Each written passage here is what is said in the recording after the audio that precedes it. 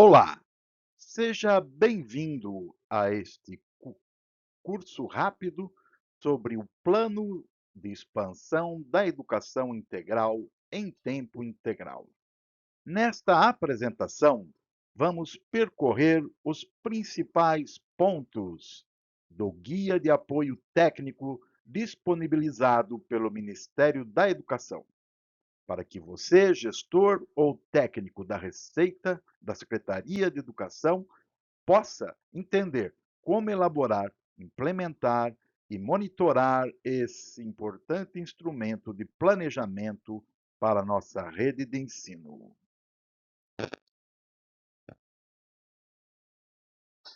Para começar, precisamos entender o contexto que cria o plano de expansão.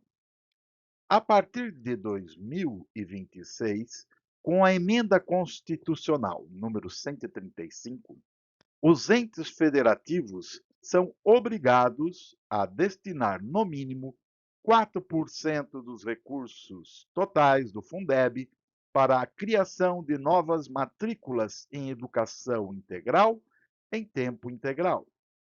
Para organizar esse processo, a resolução CIF número 23 de 2026 instituiu o plano de expansão. Ele não é apenas um documento, mas um instrumento de planejamento que orienta a criação de metas, objetivos e ações, além de subsidiar o apoio técnico do Ministério da Educação e os programas suplementares da União. O guia está organizado em três partes complementares, que formam um ciclo contínuo de gestão da política. Primeiro, o diagnóstico para entender a realidade da rede. Depois, o planejamento, onde definimos o que fazer. E, por fim, o monitoramento para acompanhar e, se necessário, ajustar a trajetória. Esse ciclo garante que a expansão seja sustentável, equitativa e com qualidade. Antes de detalharmos cada etapa, é importante conhecer as premissas que orientam todo o plano. Primeiro, a articulação. Este plano se conecta ao novo PAR e aos planos decenais de educação. Segundo, o realismo. A expansão deve partir das condições e possibilidades reais de cada rede, considerando os aspectos territoriais e demográficos. Terceiro, qualificação. A melhoria da infraestrutura do currículo e da formação dos profissionais precede e sustenta a expansão.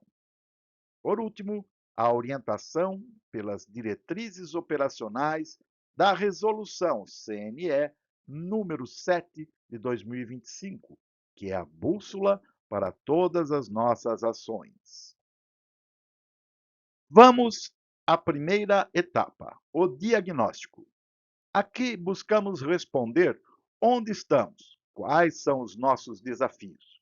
Para isso, o guia propõe uma estratégia dupla.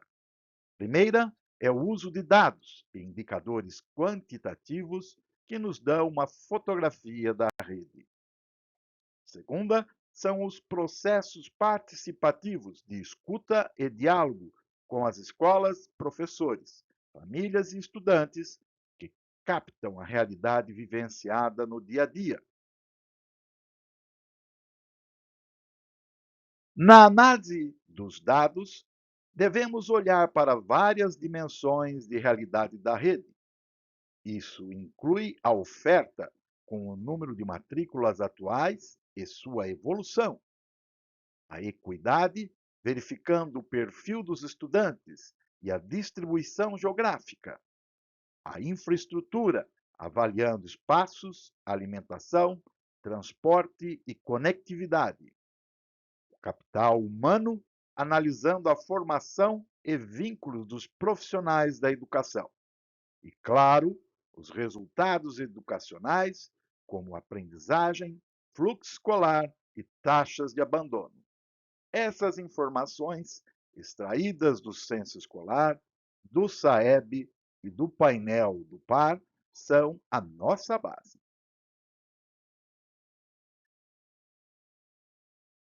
Mas os dados, por si só, não revelam tudo.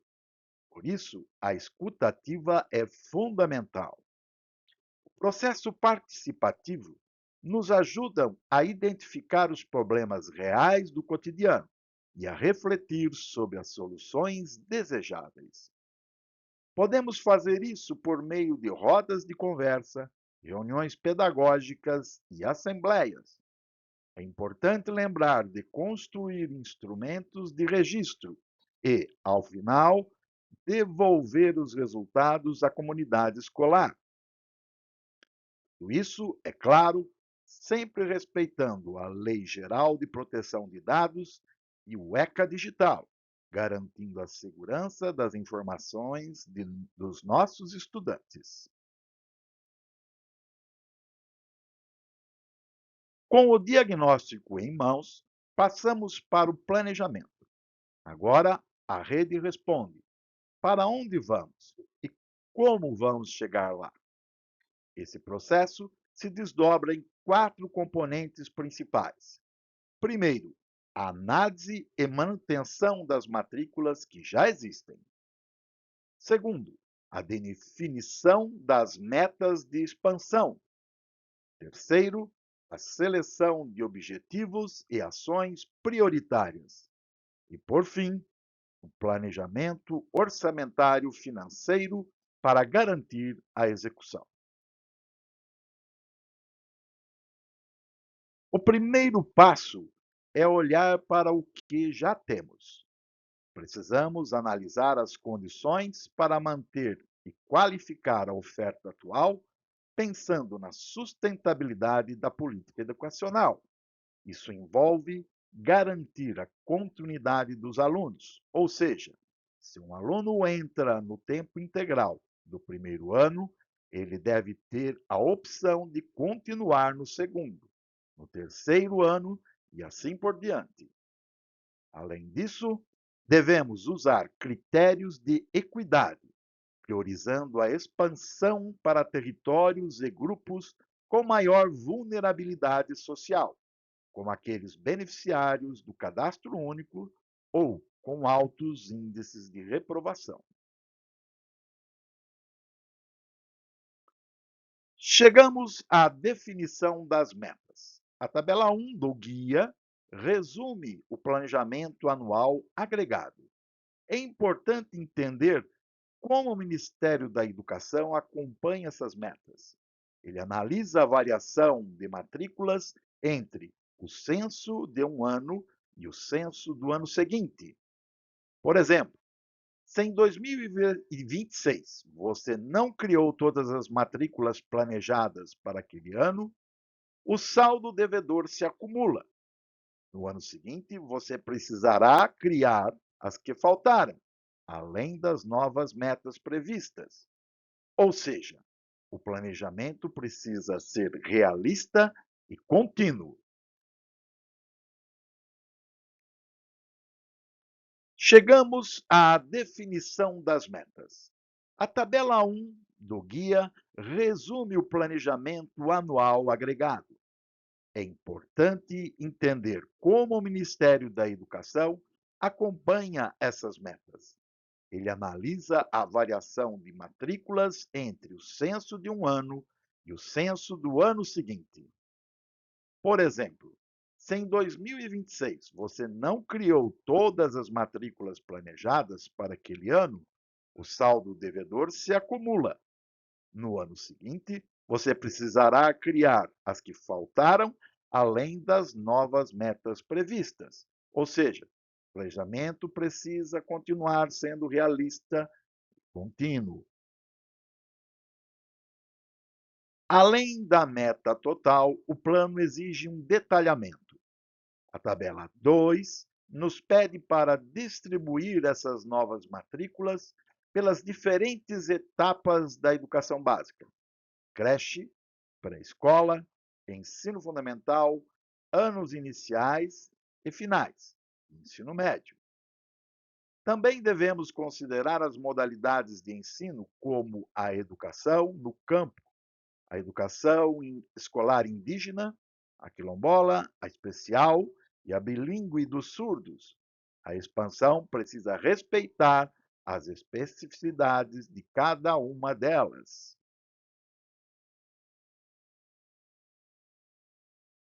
Definida as metas, partimos para os objetivos e ações.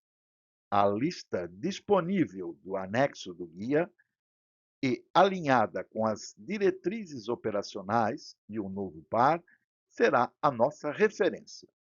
A rede deve selecionar os objetivos que melhor respondem aos desafios do seu diagnóstico e as ações necessárias para alcançá-los.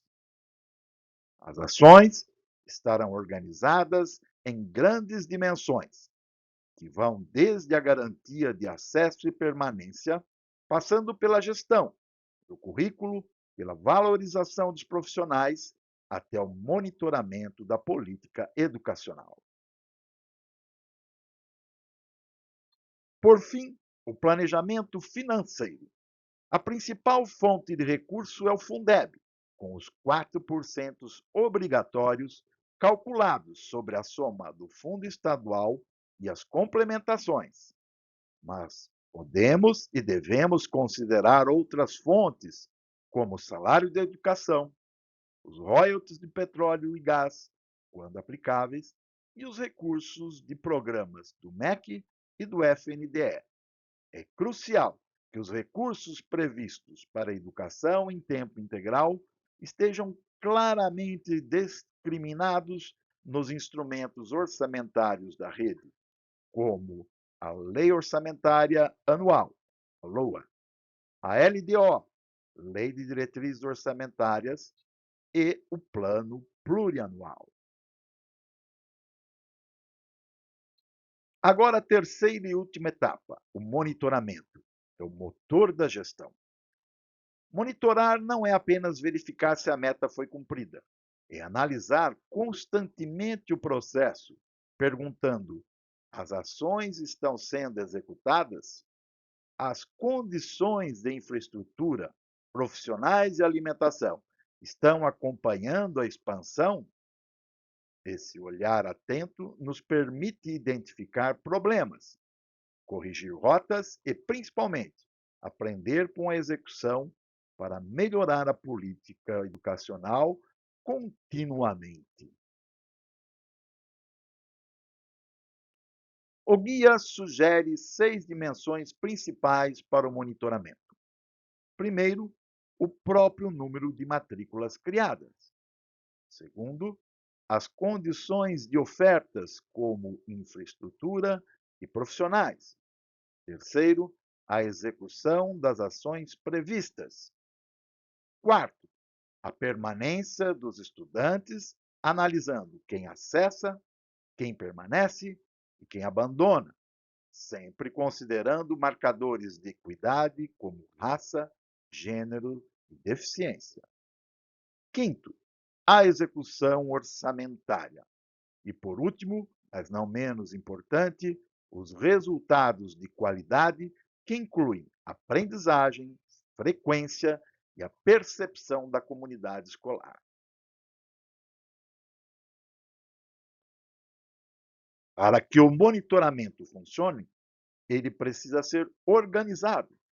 Isso passa pela criação de um comitê gestor ou grupo de trabalho na secretaria ou departamento e pelo estabelecimento de rotinas, com reuniões mensais para dados operacionais e trimestrais ou semestrais para análises estratégicas.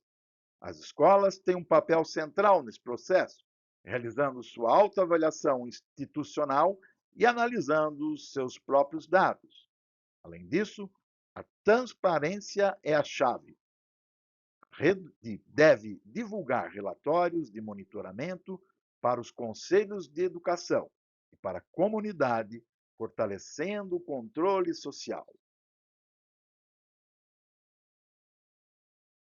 É importante destacar que 2026 é um ano de transição. Como os novos planos decenais da educação ainda estão sendo construídos, as redes devem estruturar seus planos de expansão considerando o contexto atual e seu plano decenal anterior. Neste primeiro momento, o foco é realizar o diagnóstico, definir as metas para 2026 e 2027 e se preparar para inserir esses dados na ferramenta específica que o MEC disponibilizará associada ao novo par. Para finalizar, vamos visualizar o ciclo completo. O plano de expansão não é um documento engessado, ele é um ciclo contínuo. Começamos pelo diagnóstico, que nos dá a base. Seguimos para o planejamento, onde traçamos a rota, executamos as ações e, pelo monitoramento, avaliamos o progresso, ajustamos as rotas e retroalimentamos o planejamento. É esse ciclo virtuoso que garante que a expansão da educação integral seja sustentável, equitativa e com qualidade que nossos estudantes merecem. Para aprofundar seus conhecimentos, recomendamos a consulta aos documentos oficiais. A Resolução CNE, Conselho Nacional de Educação, número 7 de 2025, que instituiu as diretrizes operacionais. A Resolução CIF, Conselho Interministerial Financeiro, número 23 de 2026, que regulamenta o plano de expansão. E, claro, o Guia de Apoio Técnico do MEC. Utilize também as ferramentas de apoio, como o painel do Novo Par, o Censo Escolar e o CIOP. Chegamos ao fim do nosso curso rápido. Esperamos que este conteúdo tenha sido útil para compreender, basicamente, o plano de expansão de educação integral em tempo integral. Lembre-se, planejar, executar e monitorar são passos fundamentais para construirmos uma educação mais justa, equitativa e de qualidade para todos os estudantes. Agora, quem estiver interessado em fazer perguntas, basta colocá-las nos comentários do YouTube e em breve responderemos a todas as questões. Peço a gentileza daqueles que puderem, deem um like, um joinha, para que esse trabalho alcance outras pessoas interessadas no tema que tratamos. Queremos finalizar com uma interessante pensamento do educador, antropólogo, escritor e defensor da causa indígena e da educação, Darcy Ribeiro. Só há duas opções nessa vida: se resignar ou se indignar. E eu não vou me resignar nunca.